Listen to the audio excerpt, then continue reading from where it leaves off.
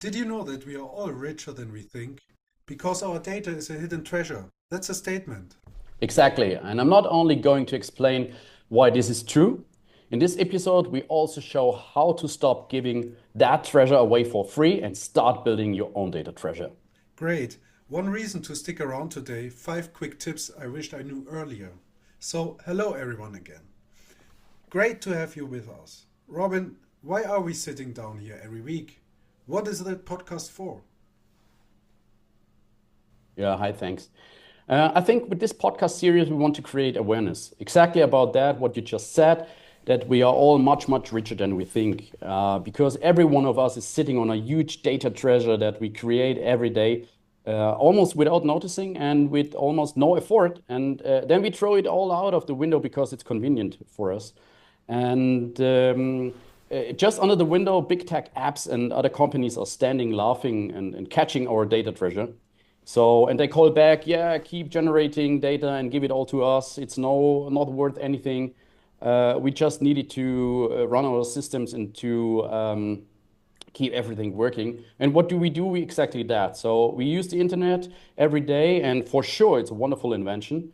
But we close our eyes when it comes to our data. And the main thing to say is there is another way. And what does that other way look like?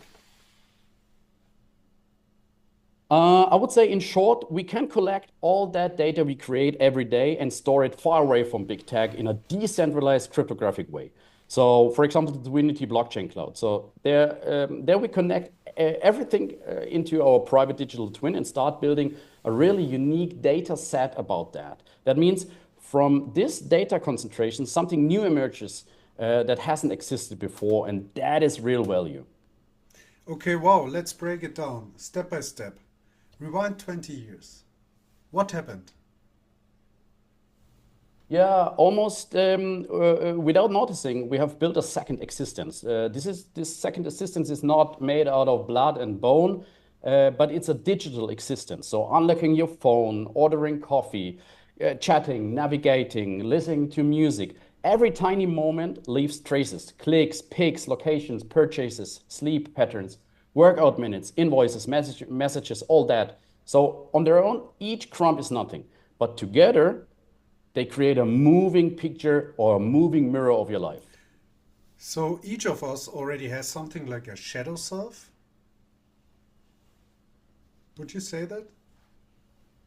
Yeah, exactly like that. So this shadow, if you want to say that, so often knows more about us than we do. So because we rarely analyze ourselves, rarely analyze ourselves in on this level right now. So in our analog life. So, but this digital counterpart has no feelings. It simply collects. So, but there's one thing. This digital shadow is fragmented. So some data is at Apple, some is at Google, Amazon, your bank, your health insurer, your fitness tracker. So you don't have access and control over this data, and you can't see the big picture of your digital existence. And thankfully, big tech doesn't either yet. So, and they would never give this data you gave them to another company or something like that because it's their gold mine. So, but they have to give it to you because you're the right owner and you created that data because you are the source. And this is where my own private digital self comes in. One eye alone control. Yes, exactly. Yeah. Yeah, the decentralized digital twin is the first digital representation and belongs only to you. For the first time in digital history, you can bring those scattered data pieces together into your own copy. That means your life gathers there in data form, in a complete picture of your digital existence. And that's the very first thing to do if you want to benefit from your data. You have to own it. So, but right now we are creating, but right now we don't actually own our data when it's floating around in apps or centralized clouds. In that setup, only the companies use the potential. We don't. But to get it right, they can keep your data because you want to use their service. Sure, yeah, for sure. Why not? But you keep the copy of all your data and you connect it in your private data space. So they say data is the new gold or new oil. Well, right now it's only for them, and because you have to give them your data. But this treasure is yours, and it's really time to get it back. And what we can do, what you can do once you have all that complete picture of your own, that's exactly what we want to discuss in this podcast and what this podcast is all about. So for people who have never heard of this, is it complicated? It should feel like your photo gallery. So folders that hold your life, health, movement, sleep, finance, learning, travel, communication, all that. And under the hood sits the protection level, the tech level. So decentralized storage, strong encryption, your own key in your wallet. And the important idea, the twin serves you, not a company, not an So algorithm, just you. why are we talking about this so thoroughly and emotionally? Yeah, because it's not just tech. Many people feel like I lost the overview. They know everything about me anyway. I don't care. It doesn't matter. So, and well, let's say we are just at the beginning of a digital age, which will accelerate strongly with AI. And do you really want AI to work with all your data without being asked? Hopefully and probably not. So data sovereignty is less buzzword, more everyday's life? Exactly. We have to make sure we don't become slaves of our own data. So right now we are still at the, I said, we are still at the beginning of the digital age. So, and it often feels like we are being used instead of included. So companies take pieces of our data and make business out of that, while get nothing in return. And that needs to be changed for both sides. So people should be able to benefit from their own data, and companies and, for example, researchers need better and even more honest data to work with. So the solution is simple. Once users have their big data picture in their private digital twin, they can share their data anonymously if they want to get some rewards back for it. So not raw data, that is very important, just anonymous data patterns.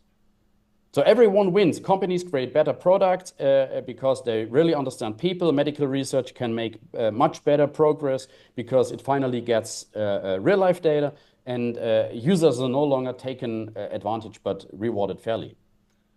And the fear of becoming transparent because of the twin. What's all about that? Now, I would say the data, so if the data were stored centrally by companies, yes, okay, there should be a fear, like with the German patient record, for example. I would never combine any personal data centrally. So, but in your private digital twin, it is not transparent. It is decentralized, and nobody has access to your data, just you. And you become transparent anonymously as much as you choose. So you see yourself clearly without giving yourself away. Later, if you want to sell any anonymized patterns for research or for better product and be rewarded, okay. But the starting point is always, for the first time, everything belongs to you and only you. Okay, wow, that's crypto technology in action. What can we do right now to be a part of it? The blockchain cloud is already live, so you can start collecting all the data you have in your centralized clouds, or you can already do an Amazon data dump. That means you can request everything Amazon has on you. It's quite easy, so you will immediately see what they know about you. The digital twin shows it all in a unique bubble browser. That's a 3D spider web animation. So that's the first thing to do. We are working on other data dumps, and then you can begin linking individual things together. That's a foundation, and step by step you can build your own data treasure. The earlier you start, the better, because the first you have to collect and merge until value starts growing, and that's value you can monetize or use for yourself. Okay, I got it. As promised, the 5 tips I wished I knew earlier. Yeah, I would say first thing is our data is much more worth than we were told. Second thing is big tech does not have all our data. That's a good point. That's a good thing to know. Third thing is we must be the only one allowed to own the complete picture of our data. Fourth thing is only decentralized crypto technology let us truly own our data. And I would say the fifth thing is only when we own the complete picture of our data, we can turn it into money or use it for ourselves. Okay, and concretely, what can we do right now? I would say it's quite easy. Get the decentralized blockchain cloud on dwinity.shop. Great. Then let us know how big your Amazon dump was and what stood out to you in the bubble browser. You will find the blockchain cloud at dwinity.shop. The digital twin is there as well. Robin, thanks for today. And Thanks. see us See you next week. week.